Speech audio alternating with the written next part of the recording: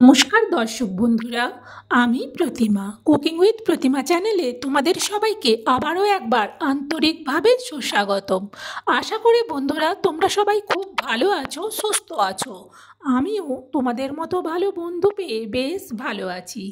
আজকে আমি তোমাদেরকে চেনা মিষ্টি কুমড়ো দিয়ে একটা অচেনা স্বাদের দুর্দান্ত রেসিপি শেয়ার করব, সম্পূর্ণ নিরামিষভাবে। বন্ধুরা কেউ স্কিপ করে দেখো না, তাহলে বুঝতে পারবে না যে আমি রেসিপিটা এত টেস্টি কিভাবে বানালাম। কারণ রেসিপিটা বানাতে গেলে ধাপে ধাপে মশলাগুলো দিতে হবে, তাই তোমরা প্রথম থেকে শেষ পর্যন্ত আমার পুরো রেসিপিটা দেখো, তাহলে তোমরাও বুঝতে পারবে যে এইভাবে বানালে কতটা টেস্টি হয়। দেখো, রেসিপিটা বানানোর জন্যে আমি এখানে 500 গ্রাম ওজনের একটা বড় মিষ্টি কুমড়ো থেকে এক ফালি কুমড়ো নিয়েছি। আর আমি এর সাথে দেওয়ার জন্যে নিয়েছি দুটো মিডিয়াম সাইজের আলু। এবার এই আলু আর মিষ্টি কুমড়োটাকে আমি কেটে একেবারে পরিষ্কার করে ধুয়ে নিয়ে ফিরে আসছি। তোমরা কিন্তু কেউ চলে যেও না। চলো তাহলে সবজিটা কেটে ধুয়ে ফিরে আসছি। দেখো, আমি সবজি কেটে নিয়েছি, মিষ্টি কুমড়ো আর আলু কেটে ধুয়ে পাশাপাশি রেখেছি। আর আমি এতে দেওয়ার জন্যে নিয়েছি দেখো নিউট্রেলা বা সয়াবিনের বড়ি। আগের থেকে ভিজিয়ে দিয়েছিলাম, এখন বেশ নরম হয়ে গেছে। এবার এটাকে কিন্তু আমি রেখে দেবো। এটাও রেডি, সবজিও কাটা রেডি। এবার আমি সবের প্রথম আগে আলুটা ভাজতে বসাবো। তার জন্যে গ্যাস জেলে কড়াতে দিয়ে দিলাম তেল। তেলটাকে একটু খুন্তি দিয়ে চাড়িয়ে নিতে হবে। তেলটা গরম হলেই এতে এবার দিয়ে দেবো আলুগুলো। সব আলুগুলো দেওয়ার পর 2-3 মিনিট একটু ভালো করে তেলের সাথে আলুগুলোকে নেড়ে দেবো। এরপর এতে দিয়ে দেবো অল্প একটুখানি হলুদ। এবার ভালো করে খুন্তি দিয়ে উল্টে পাল্টে হলুদটা পুরো আলুর গায়ে লাগিয়ে দিতে হবে। তারপর এটা ঢেকে দেবো। ঢেকে দিয়ে গ্যাসটাকে একেবারে লোতে রেখে ওই দিকে যে আমি সয়াবড়িটা ভিজিয়ে রেখেছিলাম সেটাকে এবার ছোট ছোট করে কেটে নেবো। এইভাবে তোমরা হাত দিয়েও ছিঁড়ে নিতে পারো।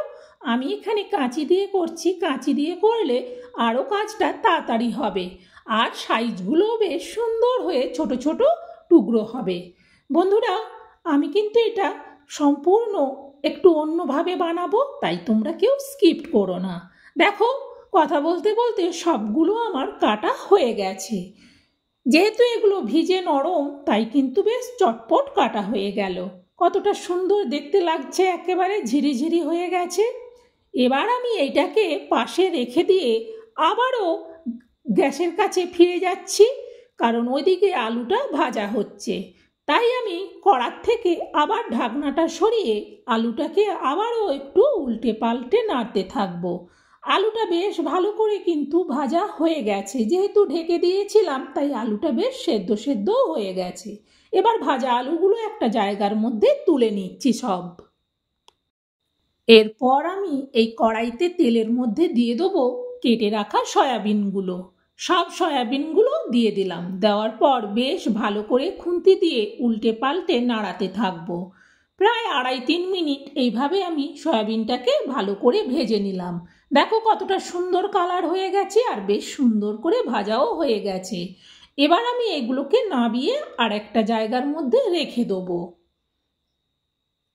সয়াবিন ভাজতে গিয়ে তেলটা একেবারে শেষ হয়ে গেছে, তাই আমি আবারও একটু তেল দিলাম। দিয়ে দিচ্ছি এতে শুকনো লঙ্কা আর দিচ্ছি তেজপাতা, দিয়ে দিচ্ছি গোটা জিরে 1/2 চামচ। এবার 2 মিনিট এই লঙ্কা আর জিরে টিরেগুলোকে একটু ভেজে নিতে হবে। যখন লঙ্কাটা ভালো করে ভাজা হয়ে যাবে তখন এতে দিয়ে দেবো 4 চামচের মাপে 1 চামচ আদা। এই আদাটা দেওয়ার পর আবারও একটু ভেজে নেব।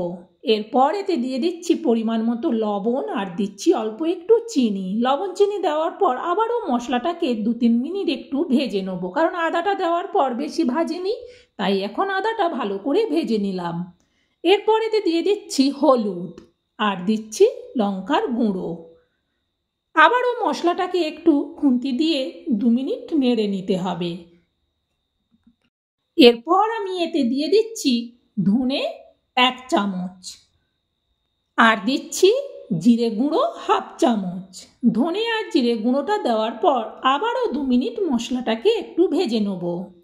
এরপর এতে দিয়ে দিচ্ছি একটা টমেটো পেস্ট। টমেটো পেস্টটা দেওয়ার পর একটু বেশ জল জল ভাব হয়েছে। এবার এই মশলাটাকে ভালো করে কষিয়ে নেব। যখন জলটা শুকিয়ে মশলা থেকে তেল ছেড়ে দেবে তখন আমি এতে দিয়ে দেবো কেটে রাখা মিষ্টি কুমড়োগুলো। সব মিষ্টি কুমড়োগুলো দেওয়ার পর ভালো করে খুন্তি দিয়ে উল্টে পাল্টে মশলাটার সাথে মিষ্টি কুমড়োটাকে নেড়ে দেবো। দেখো কতটা সুন্দরভাবে মিশে গেছে। এবার আমি এতে দিয়ে দিচ্ছি আলুগুলো। আলুগুলো দেওয়ার পর বেশ ভালো করে চিমটা দিয়ে কড়াইটাকে ধরে এবার মশলাটাকে ভালো করে সব কিছুর সাথে মেশাবো। আলু আর মিষ্টি কুমড়োর মধ্যে মশলাটা কিন্তু ভালোভাবে মিশে গেছে। এইরকম গ্যাসটাকে মিডিয়ামে রেখে বেশ কিছুক্ষণ ধরে নাড়ানাড়ির পর এবার এটাকে ঢেকে দেবো। প্রায় আমি 3 মিনিটের মতো বাদে ঢাকনাটা সরাচ্ছি। ঢাকনাটা সরিয়ে আবারও মিষ্টি কুমড়োটাকে একটু ভালো করে নাড়তে হবে। কড়াইটা নড়ছে বলে চিমটা দিয়ে ধরে ভালো করে মিষ্টি কুমড়োটাকে নেড়ে দিলাম। এরপর আমি এতে দিয়ে দিচ্ছি ভেজে রাখা নিউট্রেলাগুলো। সব নিউট্রেলাগুলো দেওয়ার পর বেশ ভালো করে আবারও সব কিছুকে কষিয়ে নেব। গ্যাসটাকে মিডিয়াম টু লোয়ে রেখে প্রায় আমি 3-4 মিনিটের মতো এগুলোকে ভাজলাম। বেশ ভালো করে ভাজা হয়ে গেছে। এরকম যখন বেশ ভালো করে ভাজা হয়ে যাবে তখন এতে আমি দিয়ে দেবো পরিমাণ মতো জল। সব কিছু ভালো করে সেদ্ধ হবে সেই মতো একটু বেশি করে জল দিয়ে দিলাম। দেওয়ার পর খুন্তি দিয়ে জাস্ট একটু সাইজ করে এটাকে এবার ঢেকে দিলাম। গ্যাসটা কিন্তু এবার বাড়ানো থাকবে ফুটে ওঠা পর্যন্ত। তরকারিটা বেশ ভালোভাবে ফুটে উঠেছে, তাই আমি কড়ার থেকে ঢাকনাটা সরিয়ে একটু খুন্তি দিয়ে ভালো করে নিচ থেকে উপর পর্যন্ত নেড়ে দিলাম। এইভাবে নেড়ে দেখে নেওয়ার পর এটাকে আবারও ঢেকে দেবো। এবার কিন্তু গ্যাসটাকে মিডিয়ামে করে দেবো। মিনিট 3 বাদে আমি ঢাকনাটা আবারও সরিয়ে নিচ্ছি। ঢাকনাটা সরিয়ে দেখে নিচ্ছি যে আলু কুমড়ো এগুলো সব সেদ্ধ হয়েছে কিনা। এগুলো এখনো একটু বাকি আছে। এইভাবে নেড়ে দেখে নিলাম। এরপর আমি এতে দিয়ে দিচ্ছি 1/2 চামচ ভাজা জিরে গুঁড়ো, আর দিচ্ছি অল্প একটু শাহি গরম মশলা, আর দিচ্ছি এতে 1 চামচের মতো কসুরি মেথি।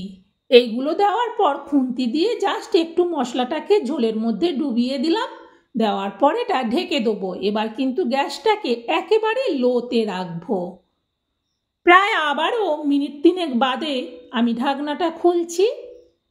দেখো তরকারিটা বেশ আস্তে আস্তে ফুটছে। এবার খুন্তি দিয়ে দেখে নিতে হবে যে আলু আর কুমড়ো সেদ্ধ হয়েছে কিনা। তরকারিটা কিন্তু সেদ্ধ হয়ে গেছে। নাবানোর আগে দিয়ে দিচ্ছি 1/2 চামচ ঘি।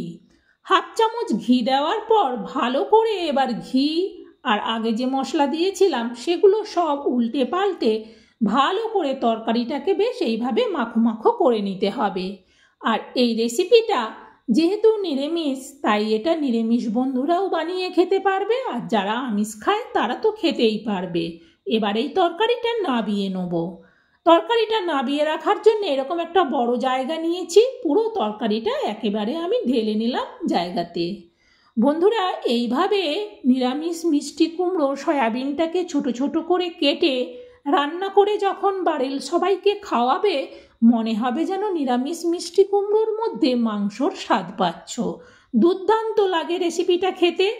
আমার এই রেসিপিটা সম্পূর্ণটা তোমাদেরকে দেখালাম। তোমাদের কেমন লাগলো সেটা অবশ্যই কমেন্টে জানিও। আর যদি ভালো লাগে একটা লাইক দিও আর রেসিপিটা শেয়ার করে দিও, যাতে এইভাবে দুর্দান্ত স্বাদের নিরামিষ মিষ্টি কুমড়ো রেসিপিটা সবাই বানাতে পারে। আজকের মতো রেসিপি শেষ। টাটা বন্ধু।